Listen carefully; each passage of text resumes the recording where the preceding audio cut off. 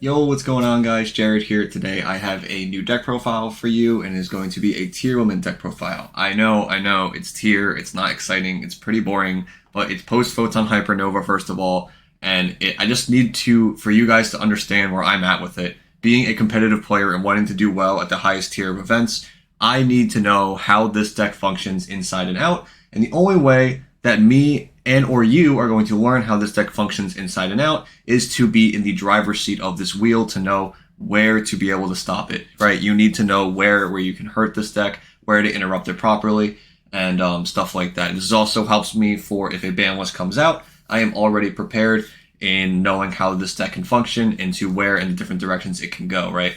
So first of all, I wanted to say that. Second of all, thank you to everybody. We actually hit 1,000 subscribers. I am so happy. I really can't believe that I made it this year. Made it this far. I really can't. It really blew my mind. And like I said, I am doing the giveaway still for the 10 OTS packs. I did announce a winner on my community tab, but no response yet from him. So probably sometime later today, I might pick another winner if he has an answer. So keep an eye out for that if you are the selected winner for that. So yeah. Past that, I'm going to jump into the deck profile for my explanations, and yeah, let's get into it. Okay, guys, so here is the Tearlaments deck. I just want to reiterate how, you have to recognize that we are in a tier 0 format, so any other deck that I currently make right now is very, very hard, and with the introduction of Tearlaments Kashtira to be even more interactive on both players' turns, it is that much harder to be able to make something that's not this deck to be able to compete, right? So, the top 3 decks are going to be this, Kashtira, and most likely Floundery still. So if you are trying to compete, you need to be able to keep up with this deck. And literally, it's this deck and then 2 decks that main shifter, right? So the other options are getting very slim of fun decks to play. So I do have other decks that I've been messing around with, but I just want to reiterate the fact that I sadly do not see those decks winning a YCS until something like Tier is checked and that Barrier Statue is checked and stuff like that. Because the fact that I played this deck yesterday at Locals and won, and it was just absurd how often, how much I'm playing on both players' turns now with the introduction of this card. It's just absolutely insane and unfair, and I cannot reiterate that enough.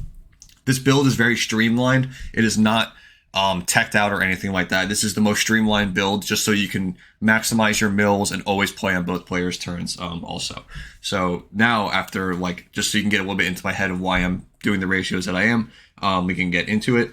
So I am playing 3 of the new Tearlaments Kashtira. I know this is weird, most builds do play 2, but this deck really, you want to always be playing on both players' turns, and having 3 of this card just was so insane. You have this, and then as well as you also have Havness to play on both players' turns, which I'm also playing 3 of. And then on top of those 2, you also have the Herald of Orange Light with a Miller, which can also be able to play. You have 7 hand traps that let you can literally make Kikalos on your opponent's turn. That's just absurd. That's ridiculous and overpowered as hell, but that's the hand trap lineup ish. If you're also comparing it with the 3 Kelbecks, which I'm also playing. So this would be the hand traps of the deck, would be these 10. So you play 10 hand traps in this deck. So yeah, that's the hand trap portion of the deck. For the rest of the tier cards, I do play 3 Rhinoheart, because like I said, I want to maximize on my mills. So if I'm blindly milling off of 3 of this, 3 of this, even hitting Rhinoheart, if I have a Sheeran and Merlin in hand, just being able to play is huge. Also, moving into the next format, I do see Bestials being cut. So you can actually play a little bit more risky with your tier cards in the graveyard because of people fearing Kashtira and Flu, and Bestials are going to be dead against those decks. So game 1s, you could just go crazy with this deck. So it just gives you such a high dice roll chance of drawing one of these and just blowing out your opponent, even if you go second. 3 copies of Merlin, 3 copies of Sheeran. This is as standard as it could be, but yeah, like I said, the 3 Rhinos, just because you want to mill it, and it's just a nice consistency piece. For the rest of the Ishizu cards, we do obviously play the 6 Shufflers. Nothing new here. This is all standard.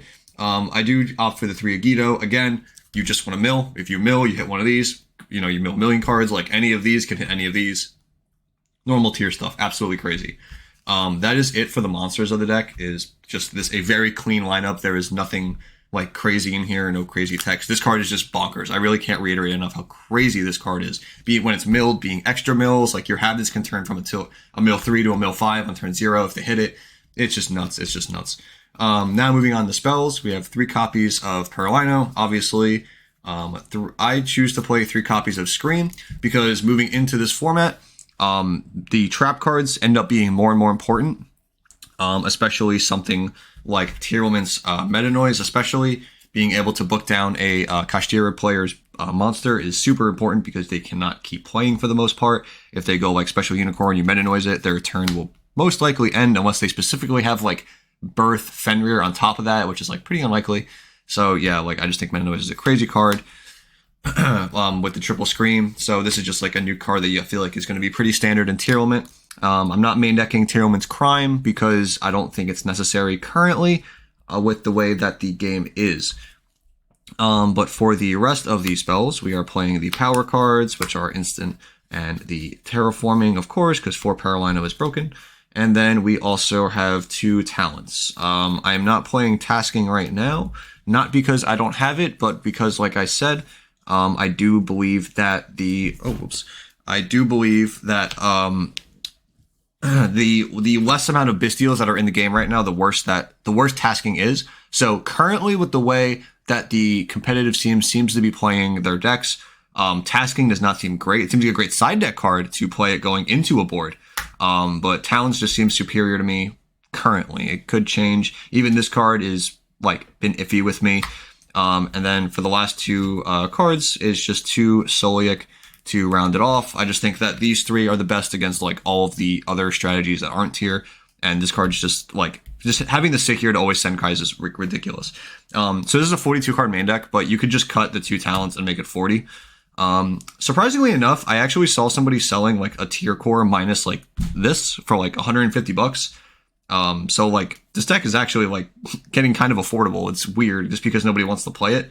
But yeah, just something I wanted to throw out there that this deck is actually like for a tier 0 deck, it's getting like quite affordable out of nowhere because nobody wants to play it. So if you wanted to play it and you want to play the banless game and see how hard the deck gets hit, this could be the time for you to be able to play it. So now we're going to move on to the extra deck, of course. So the extra deck has to have changes because because of how Kashtira operates. So we have to play 2 Kikalos because we cannot just walk into a Diabolos and get both of our kits completely ripped out. Unicorn is still an issue. They can Unicorn, like they can Diabolos one, Unicorn another one, which I think it might be standard later on, but we will see. It all depends on how the game kind of progresses from here. We're all just kind of guessing at this point. So yeah, and then like after these 2, I have the fusion lineup like exactly the same of, you know, all the 1-ofs. This is all completely standard. I'm not even going to go over it. For the Link monsters, this is also standard. Sprint, Elf, Dark. I'm not going to go over this. This is like very normal. Dark is arguably cuttable right now because again, Bystials are like leaving the meta. So it's not that great, but it's still in here for a line to get the sprint. But this might end up being something different. So this card's only good in the mirror match to go in the sprint, but you also, I think also is another good like option for this deck to be able to use, just so you can go in the sprint with the Earth line instead, especially with Kashtira playing Fenrir as an Earth target. So, you know, we'll see. It just depends how these little interactions go throughout the meta progresses. But for now, I'm just playing it safe and just still using Dark. For the Ixids, for the rank 4s, I'm playing Dweller, Babushka, and Exciton Knight. So this is standard because of tier, obviously. So this card is actually not for Kashtira, as like you can make it against Kashtira and just kind of pray, but against Kashtira, this gets outed very easily by Scareclaw Kashtira. So like your board specifically has to be like this plus like a guy plus like a tier plus like Meta Noise or like Solic to make this worth it. So, which isn't bad, right? It's still not bad, but it's just something to keep in mind. Like if you're playing this deck, you can't just go Babushka against Kashtira and then just like say like, oh, I'm fine, because they'll just go Scareclaw Kashtira, beat over, and then just like do their whole combo in main phase 2, blow you out anyway. So just something to keep in mind. You need like this plus something else. And then Exciton is this is a card that I just want to play for like all the rogue, sprite, like anything that just like you can catch people off guard. Like I know Labyrinth's getting a new popularity again, so you can just like you can surprise people with Exciton Knight and just kind of like blow away their board because they're not playing things like negates. They're playing like cards that clear the board. So you like against something like Labyrinth, for instance, you can just like if you have 2 guys in the field, you can just like summon this, activate it on summon, and then just out the whole board rather than having to deal with it. So yeah, I don't know, it's just a cool card I wanted to try out. And then lastly, because again, like for the same reason we're playing 2 Kikalos, we're playing 2 Zeus. This is like a really good out for the Labyrinth, or not Labyrinth, the Kashtira board. And again, it's also really good against Rogue, so it's something to keep in mind. But being able to have this option is super, super good. So just something that one to keep in mind. You don't want to get it ripped out against Kashtira. And then you can also, like, if you like get one ripped out and then the other one goes to graveyard, the turn you're going to make it, you can use a shuffler to put the one that you used already back in too. So, you know, that's always really good. But overall, that's the deck. I'm not going to go over the side deck because, like, it's just not relevant right now. Like, the meta is not defined enough, and like my side deck was fake. It was just like 12 Bystials anyway. But and then like Twin Twisters and something else. But it was nothing crazy. But yeah, it's just like for right now, like the meta is not defined enough to me to confidently give you guys a side deck where I'm like, oh yeah, this is definitely going to be the side deck of the meta. Like, no, there's no reason to. This is just like a very consistent baseline tier deck post Photon Hypernova that I have been having like a mass success with just because of how consistent it is. So, and I could definitely like understand the tier 0 behind this. It's nuts, the fact that nothing is hitting this deck yet.